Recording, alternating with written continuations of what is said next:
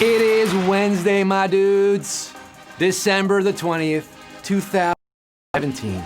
We are so close to that holiday break. Holiday, bum bum, bum bum bum bum. You can almost taste the eggnog. Maybe you're already there. Maybe you're in a plane, train, or automobile right now en route to some tropical destination. Or maybe you're stuck in your H cubicle, watching the clock tick-tock, counting down the seconds to freedom.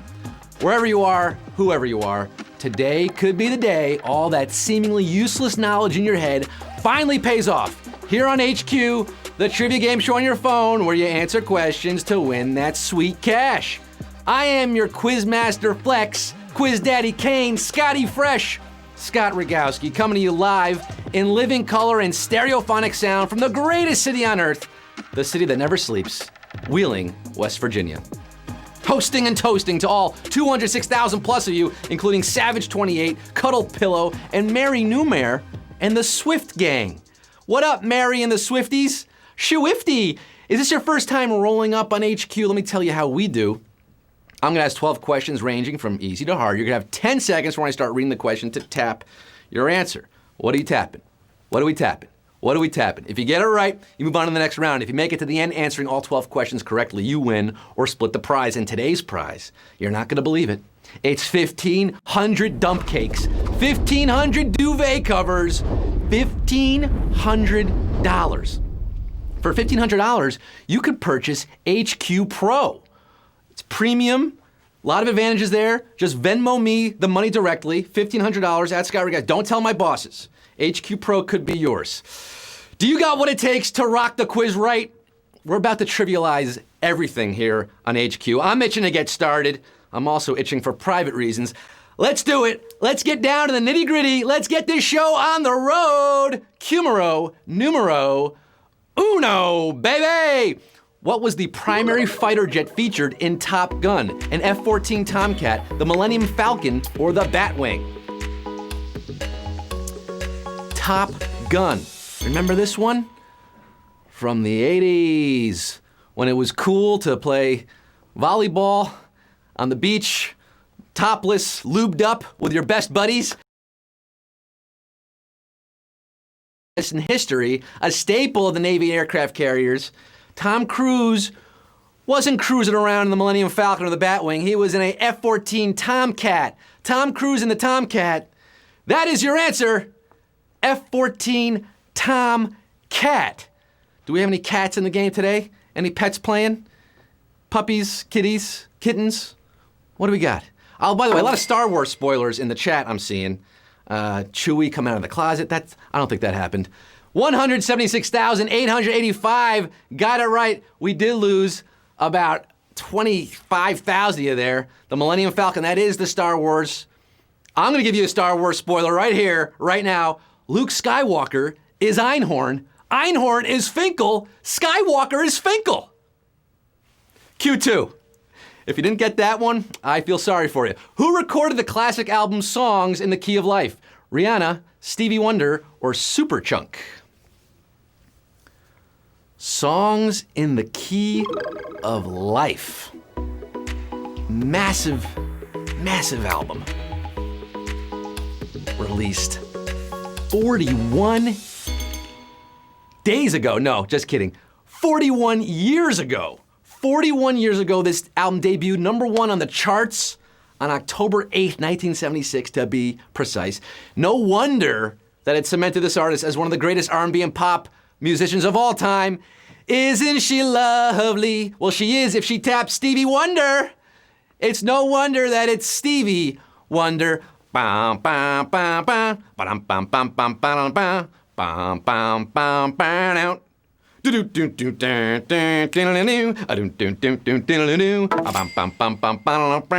Ooh, 153,909. There's Sir Duke today.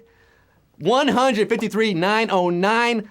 Reggae men and women boogieing on to Q3. Boogie on reggae woman. Who is considered one of the greatest all-time nature photographers? Sid Hudgens, Ansel Adams, or Helmut Newton?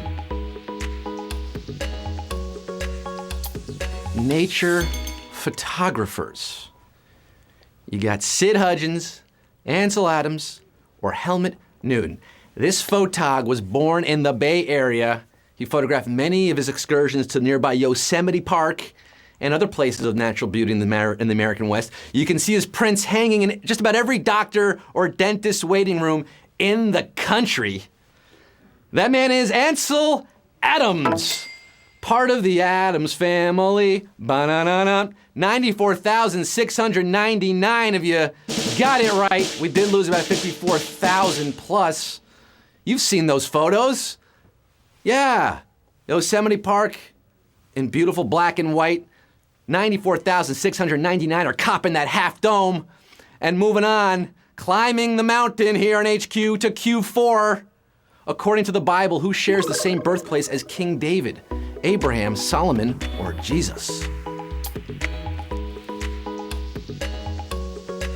Crack a Bible lately? Do you know your Old Testament? Well, King David, the second king of Israel and Judah, an important historical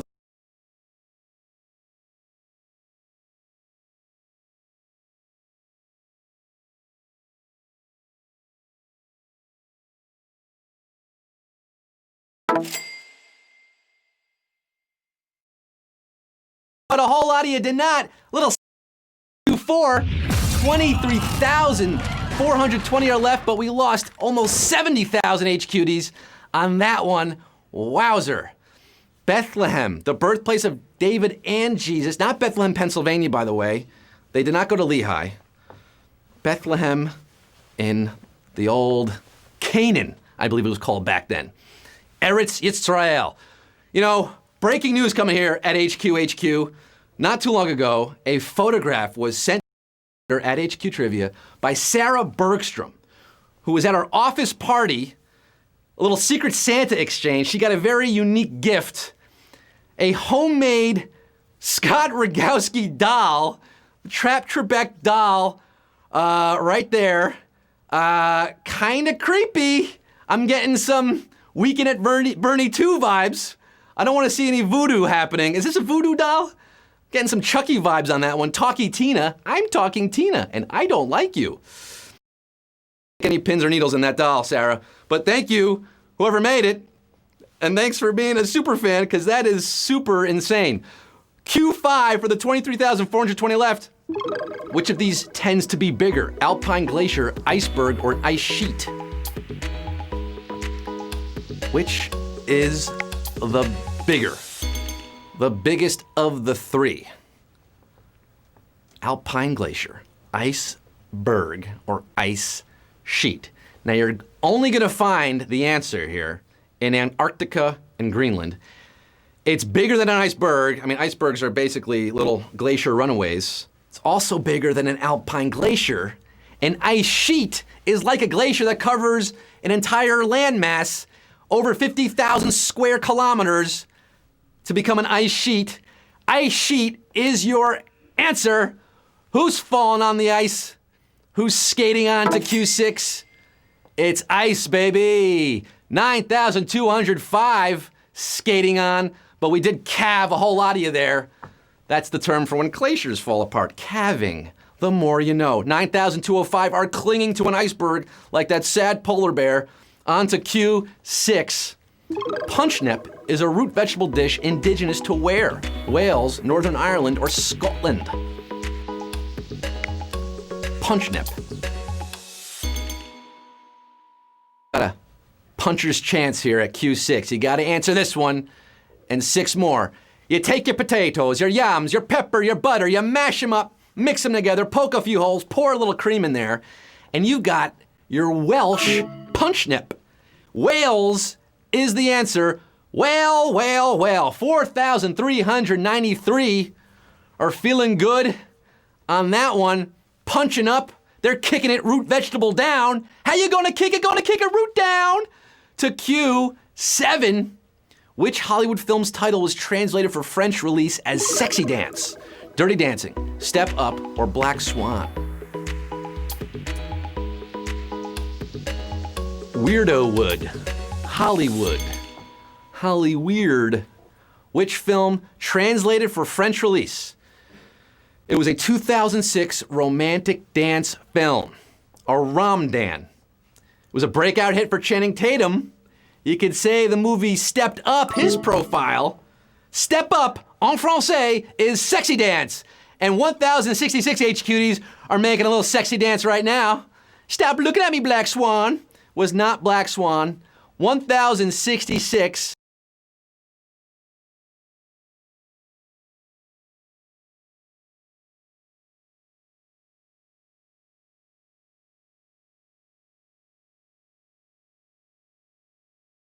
Period. Triceratops or Stegosaurus.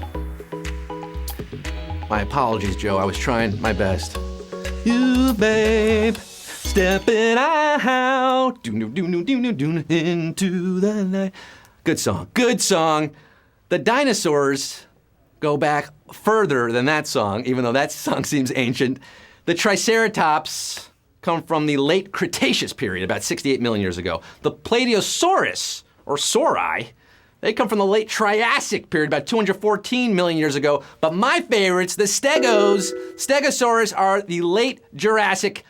These dinosaurs are never on time. 150 million years ago, and 502 players got it right. Those little spiky guys, Stegosaurus. 502 remaining, but it's a mass extinction event for the 532 who are out. Sayonara. No quiz for you. Q9. Who has the most hits in the history of professional baseball? Ty Cobb, Ichiro Suzuki, or Pete Rose?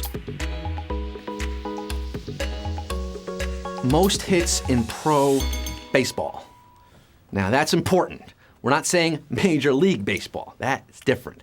On September 11th, 1985, Pete Rose surpassed famous racist Ty Cobb for the most hits in MLB history with his 4,192nd, a record that still stands as the MLB most hits. But June 15th, 2016, Ichiro passed Pete Rose for most hits in combined pro baseball. Ichiro's your answer. 107 of you got a double bagger right there, maybe a triple. Maybe you're rounding home. You are rounding home because we only have 3 questions left here on HQ. By the way, Ichiro added another 50 hits last season. He's still playing, folks. The ageless wonder, Ichiro. 107 of you are still in the game today. Heading into the, I guess, bottom of the 9th inning, we're getting there. Who was the only journalist to win the Pulitzer Prize more than 3 times? Carol Guzzi, David Barstow, or Amy Archer? Only journalist to win the Pulitzer more than 3 times. Well, she actually won it 4 times. 4 times, the only journalist who can lay claim to that record. She's a news photographer for the Washington Post, and her name is Carol Guzzi. It's a doozy. Carol Guzzi, 28. Just like that, we're down to 28 HQTs with 2 questions to go.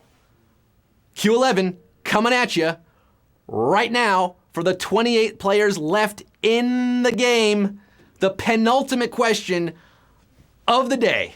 The first transcontinental railroad was previously known as what? Western Route, Overland Route, or the Great Pacific Railroad? Train I ride, 16 coaches long. Bow, bow, bow, bow, bow, bow, bow, bow, bow. Mystery train. And it could be a mystery question for a lot of you here who don't remember that in 1869, this route opened up from Omaha, around Omaha to San Francisco.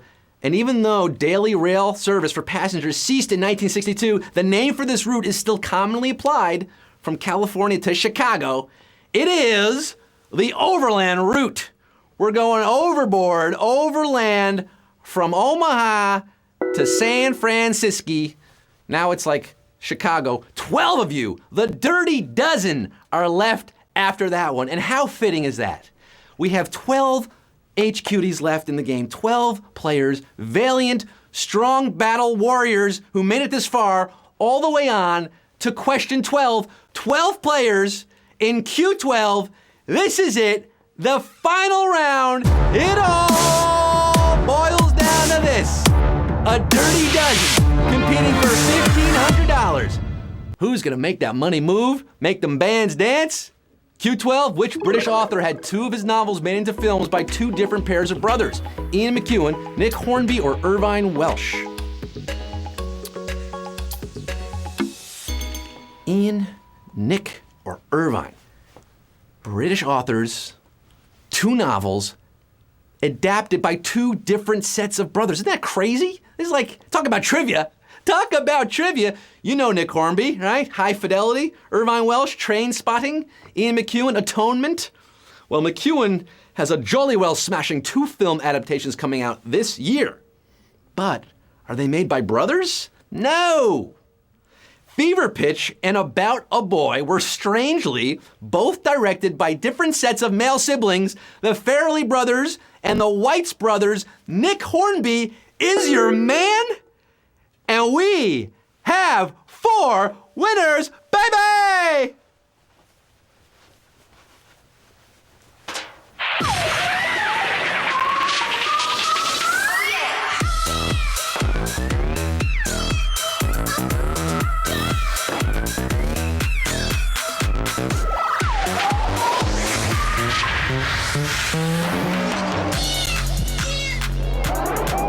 Lou Gehrig, number 4, Riri 754, Spud's Mama, Ira Kane, and Jins. You're splitting 1,500.